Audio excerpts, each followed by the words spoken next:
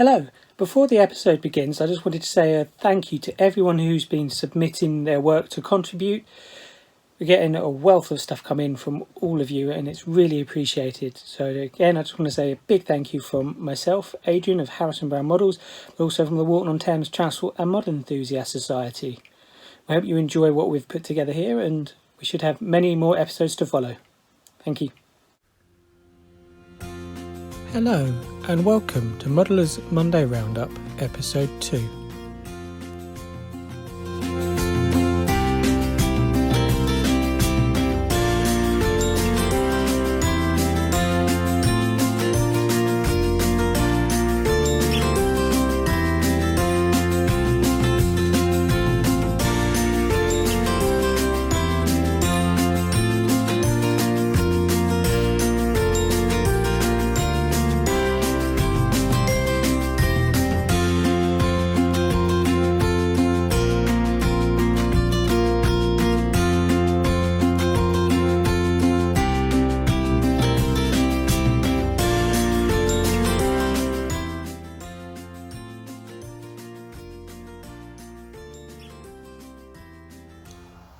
Okay, so a good morning from sunny Vancouver. I've been asked to introduce what I waste most of my time on, my little layout here in Vancouver, Canada. She's not a big layout, only 8 foot in length with a 3 foot across piece for the fiddle yard and about 15 inches wide. The idea when I built this layout was to build as cheaply and as basically as possible, so there are no fancy electric point motors, etc, or lighting on this layout, just to prove that it can be done as basic as you can and as cheaply as possible. And living in Canada and having to buy a lot of stuff via the post from England means it needs to be as cheaply as possible. Yesterday's work consisted of this super quick signal box, which I've been working on, not finished yet, and the partial destruction of a lovely Metcalf engine shed to form a fiddle yard entrance exit, just to get away from the usual tunnel, bridge, etc. The locomotives themselves are a mixture of the usual Bachmann, Hornby, Lima, quite a few Lima in fact, especially the 47s, and apologies for that, the cat has just decided he needs attention. 31s, the 47s and the 31s tend to be my favourites. I do spend time on detailing, painting them if necessary. So just an introduction of Elgin's little soldiers are a big favourite of mine, lovely engines. Elgin class 26 has a repaint from green. Lima class 47 and 37049 is a Lima body on a V-Train chassis. V-Train's very nice 37s, no longer available. I did manage to get hold of a few. In fact, it's another Lima 31 again, detailed. Another Lima 31, a Lima 40, Bachmann 37, Elgin 27, and another V-Trains 37. And this here is an Hornby stroke mainline class 56. It's a very nice locomotive. I'll show you my very expensive up-to-date technical point changing apparatus, which is that. The beauty of a layout of this size is it will get finished. It allows you to get a lot of detail in over a period of time, and I still get a lot of operational potential out of her. I have no failing point motors because unless I fall over and die or my stick breaks, the points will change. So I'll give you a quick look at my stash of locomotives, as I would call them. Big lover of the 47s, a mixture of Blackman, Elgin and quite a few, about 6 Lima 47s, all again detailed up. 1 Orkney and 4 Lima 31s, and then again the rest of the V trains and the Blackman 37s. If anybody's interested in seeing these individual locomotives close up any time, just shout and I can do that. 2 Deltics, one of which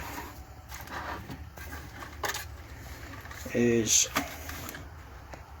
King's Own Yorkshire Light Infantry, as she was done in her last few years.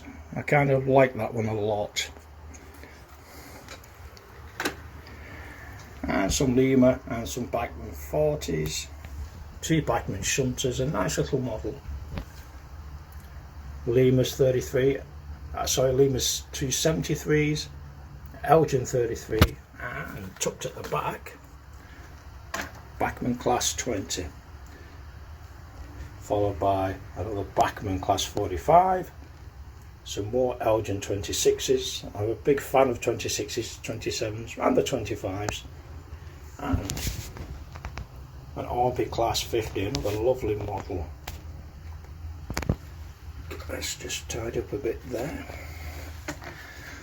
The layout itself is, finally I've chosen the name for it, which is Bolling's Yard. Anybody born and brought up in Bolton like myself will know Bolling's Yard as a street stroke yard off the back of Bradgate in Bolton Town Centre. The idea behind her is purely she's a stabling point with a fueling facility, probably a bit like Cambridge Street down in London. Locomotives come and go, some stable, some come for fueling. There is British Rail Engineering works at the back, where, just like Orkney Works used to do in its final decade at least, is the repair and refurbishment of the electric multiple unit stock mainly. Hence some of the 26s, 27s come down from Scotland, pull the units, they're all stable and refuel here. So it gives me a lot of operational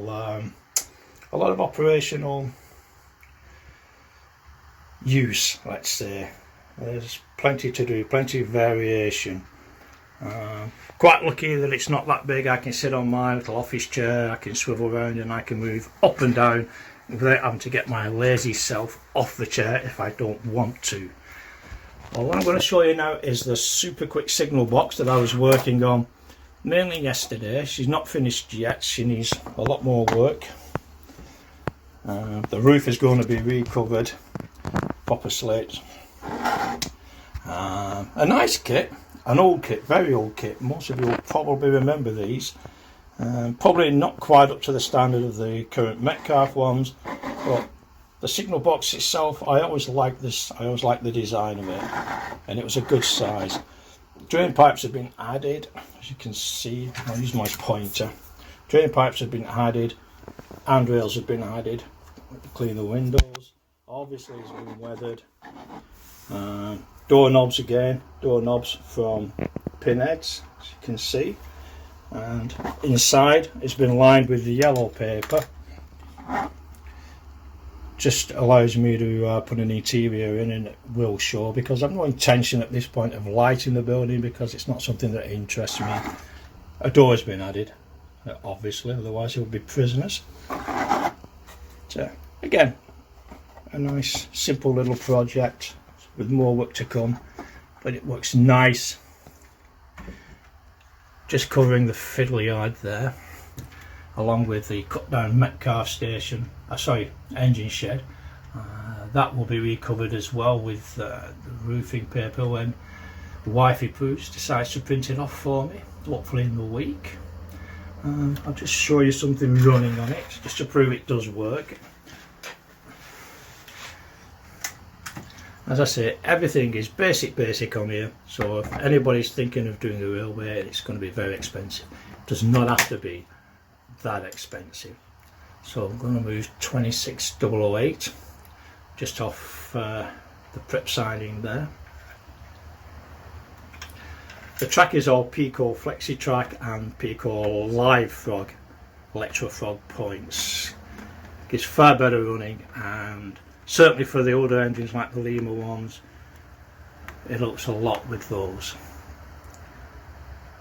Technical point changing tool, and there we go. And we shall send her off depot.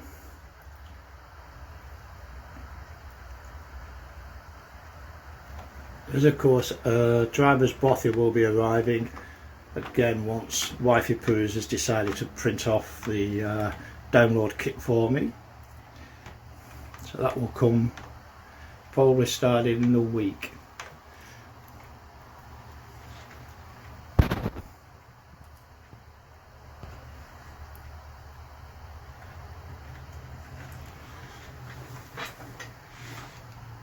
Apologies for the poor filming, but I've never done this before and I'm doing it all one-handed because I'm just a basic chap. And it disappeared nicely between the old engine shed and the signal box.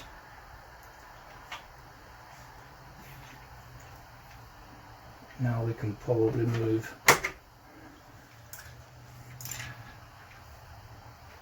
56079 off the fueling point.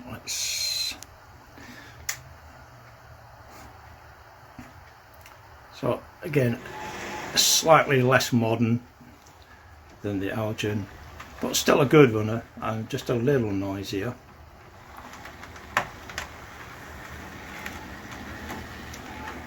She could probably benefit for a bit more of a running in yet,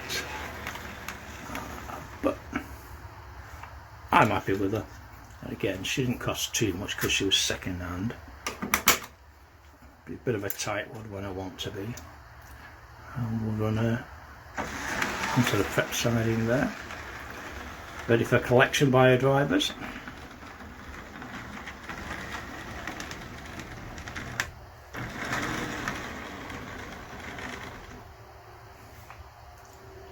What we're going to do now is we shall bring out the RTC 31, Derby's 31.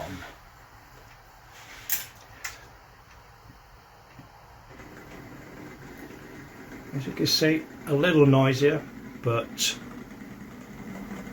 still lovely runners and lovely models. So easy to repair, just keep them clean, keep the track clean, and they'll run and run. There are many ways of keeping them going, from CD motors to the railroad chassis from Orkney.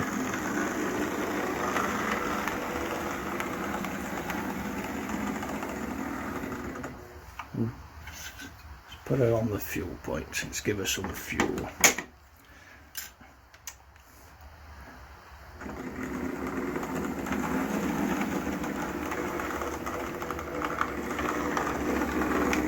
Most of the buffer being detailed on these Lima locals I make up myself. Very simple method, not particularly vastly accurate, but it does the job. Excuse the little fingers that keep creeping in the corner. And there we have it. So that's my little kingdom, my little bit of England that I grew up in. And I used to chase these things around through the late 70s, all through the 80s, and kept me out of a sort of trouble, I guess, although there's always some kind of trouble to get into, as most spotters will tell you. Okay, so that's it. Thanks for taking a few minutes just to listen to my ramblings and my not very good videoing. Hopefully as I do a few more it will get better, but any questions, then please ask. Thank you. Goodbye.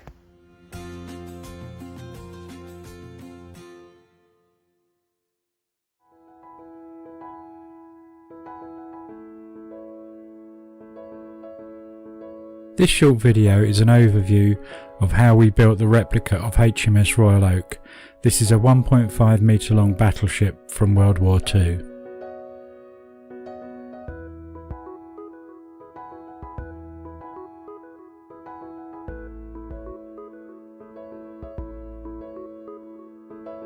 After reviewing the drawings for several days, collecting as much photographic and documentation that I could find, this led me to be able to plan out the best way to construct this model and to make it as accurate as physically possible.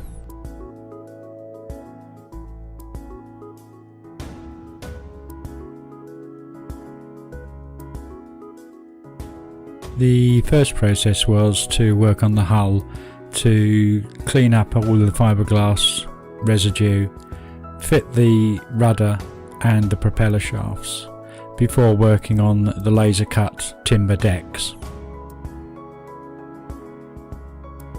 Once I'd finished the main construction on the hull, it was then time to start on the paintwork by priming and then giving 6 or 7 coats to each colour as required before the lacquer. This took approximately 2.5 days.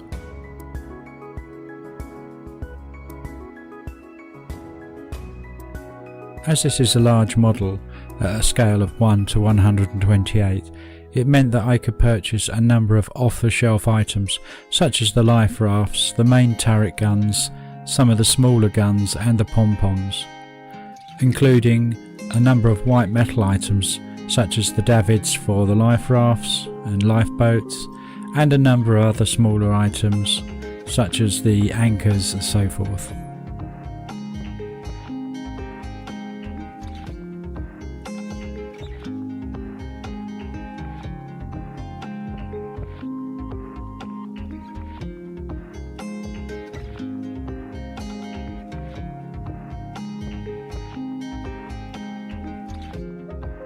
With all resin cast items, as a mould is used, it gradually degrades, and therefore extra work can be required just to clean up any blemishes that are caused through the casting process. Part of the creation process is to design the parts required for 3D printing, such as the spotting deck, the searchlight platforms, and finally right through to doing the crane and its jib, which were all 3D printed using liquid resin at a level of 25 microns per layer.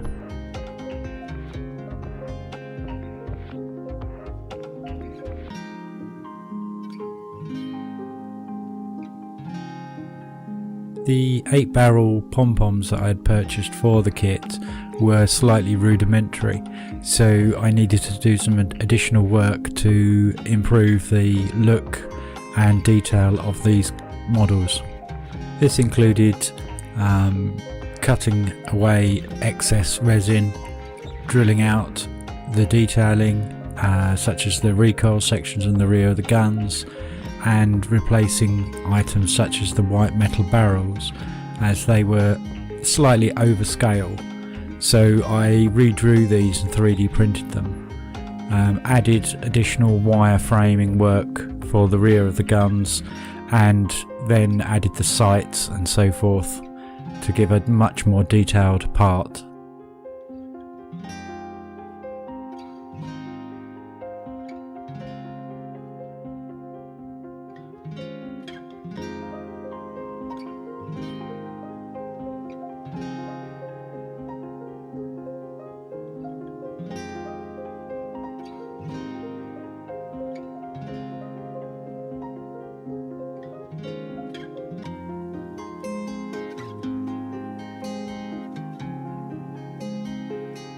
Once they started work on the mast, especially the rear mast, it needed ladder runs added.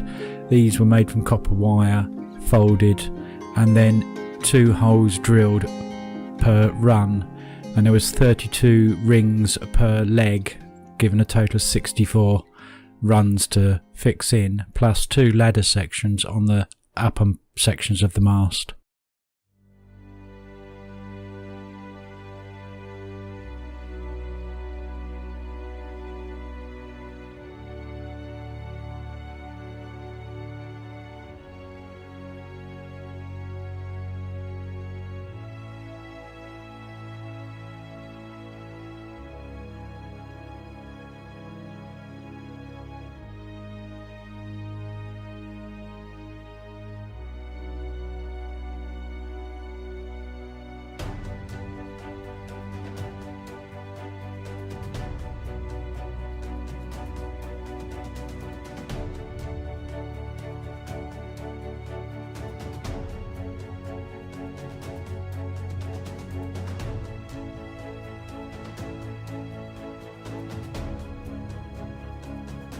All of the superstructure, platforms, funnel and a number of other fittings were designed and then 3D printed.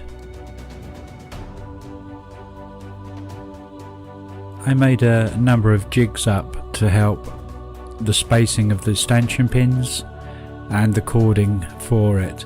Each stanchion pin was 17mm apart from the main decks and 12mm apart on the other decks. This took several days of drilling and individually fitting each pin, checking the height, etc.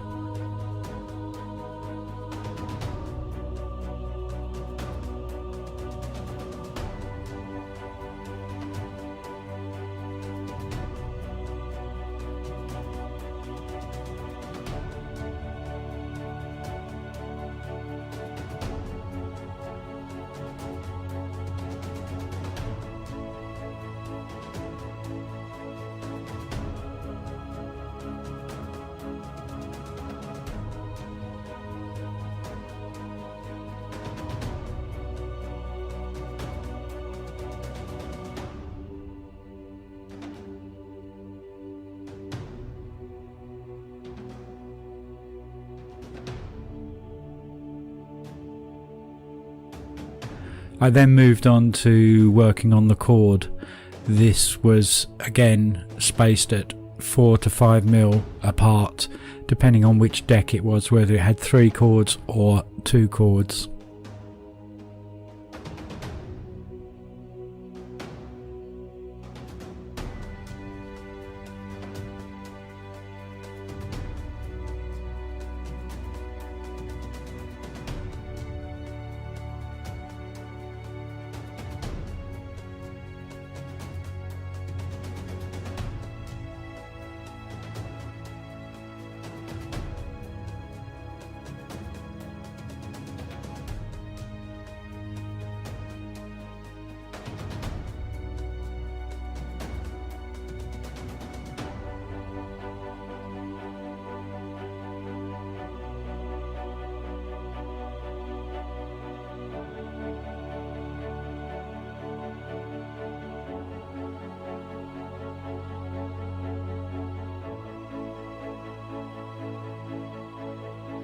In the final stages of this model making process, I completed painting the lifeboats, adding all the detailing, including chains and anchors, and finally the 2 flags on the forward and stern flagstaffs.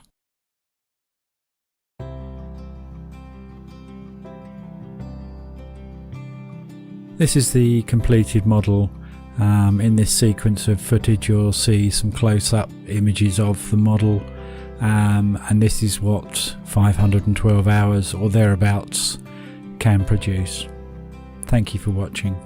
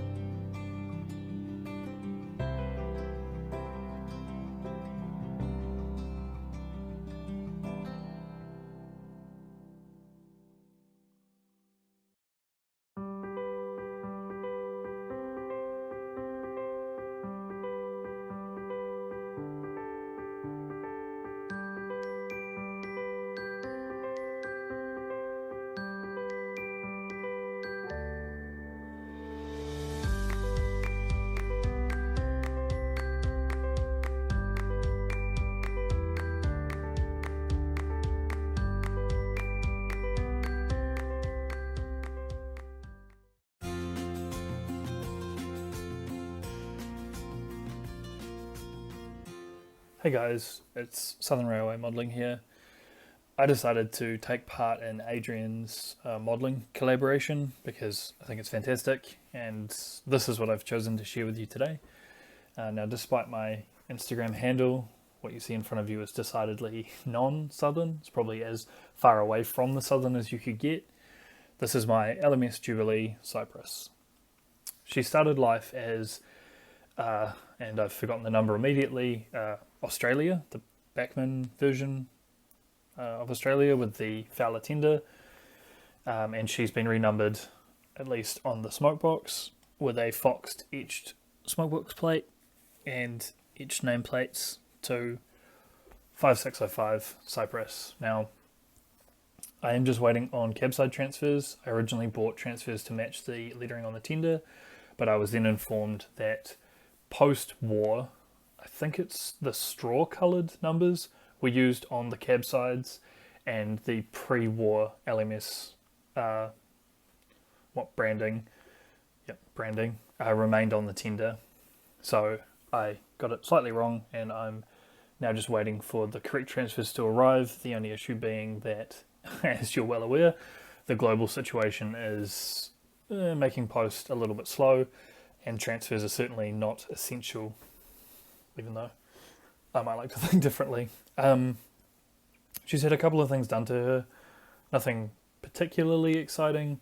I think the most obvious of which is she's been gloss coated, so that shine that you can see on her, that's courtesy of this Humbrol clear gloss varnish. It's fantastic. It comes pre-thinned, as you can see, so it goes straight in the airbrush. It brushes on nicely, it airbrushes nicely. It's really fantastic. I recommend it to everyone. So she's been given a coat of gloss, which you can see as I sort of rotate her, really catches the light, especially there on the tender. I think this stuff is fantastic. I use it on everything, and it looks amazing. What have I done? So in terms of modifications, she's had the under cab pipework, in this case I think they're injectors, added. These are Brass Masters Lost Wax Brass castings.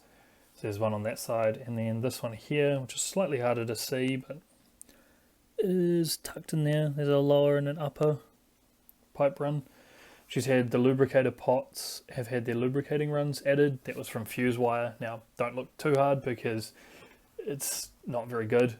I did this quite a while ago, and I certainly think I could do a better job now. The front has a screw coupling, and so does the rear. They're both Hornby screw couplings, and as you can see, they're a bit wonky, which is slightly odd. The rear one will be replaced. Now, I usually create my screw couplings out of Roxy etched brass couplings. I take 2 coupling hooks from the packet and I solder them together. I find that they're nice and strong, and then I epoxy them in behind the buffer beam, or in some cases I spring them, just depends. So she's waiting to have that fitted at the back. What else? So this is effectively how she'll look once the cabside numbers are on. She has been finished to a sort of post works, I suppose, condition. So there's a marking on the axle box here to indicate that both the spring and the axle box have been replaced, and then timing marks on the wheels to show that, I don't know, she's been in the works for something. Timing marks here as well. I think they're timing marks anyway. So they're just to show that she's had a bit of a sojourn to the works for something. Yeah, I suppose the only other thing really is the rest of the weathering. So what happened was I gave this a coat of gloss, and then post glossing I gave her a decent weathering. Now the matte effect that you see on the boiler, the smoke box, I'm asked about a lot. So I thought I'd show you what I actually use for that. There's 3 paints primarily that I use. I'll pop them here. So they're all Humbrol enamels. So there's this one, Humbrol Matte Leather 62, Humbrol Matte Black 33, and the Secret Humbrol Gunmetal 27004. This is fantastic paint. It burnishes really nicely, so once it's dry you polish it with a cotton bud and it's shiny and it looks fantastic. I have in recent times started substituting the Humbrol Matte Black with the Tyer Matte Black. It's not quite as matte, but I find that this one has excellent spraying properties, and the lack of matteness is usually made up by number 62. So this is what I use now, and that's how I achieve that effect on the smoke box. That effect is usually then transferred onto the running surfaces. So I appreciate the angle of the camera isn't fantastic, but you have the running board, the front of the smoke box, the front of the running plate, things like the cab roof, the tender interior, and the tender top. Now, usually the tender interior is given other treatments, but that's just the way that I kind of give it that first layer. I find especially it's very convincing because you can see it in this light. The sheen of the gloss coat is reflected along the boiler, and then the smoke box is matte black, or dirty matte black color. And I think it's extremely effective, and it looks, I mean, I'm happy with the way it looks. I'm certainly no professional, but this is what works for me. The only other thing I wanted to mention was this product, Tyer's panel line accent color. Now I use this usually for things like the boiler bands and washout plugs, streaking, things like that. I find that it's really, really effective if you brush it on, cover the whole surface, and then taking a brush damp with thinner or a cotton bud, you slowly wipe down the surfaces, sort of as if you were cleaning. It produces a really fantastic effect, which I'll show you on some other stock that I've been working on at some point. But I think that really rounds it up. This is the locomotive I've been working on the last couple of days. She's almost ready, like I said, just waiting on transfers, so until then she will go over the back there in my little photo diorama box and just wait until I'm ready for her.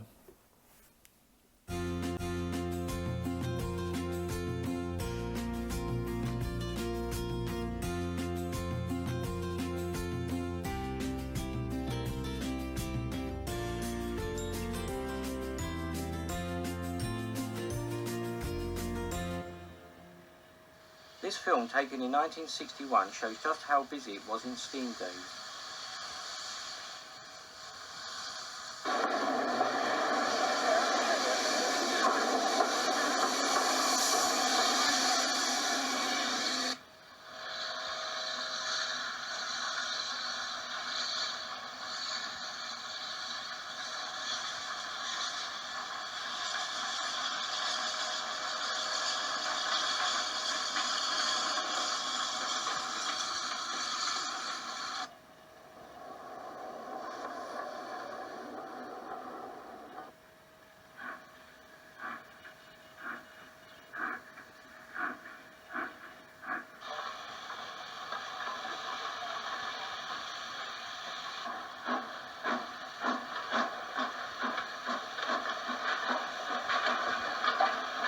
A loco takes the road for the West Station at Grove Junction.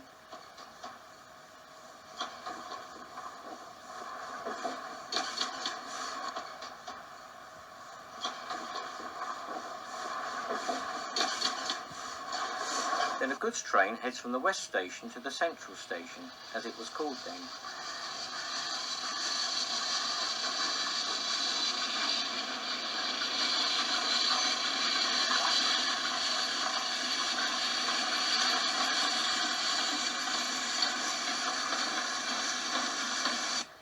At Erridge now.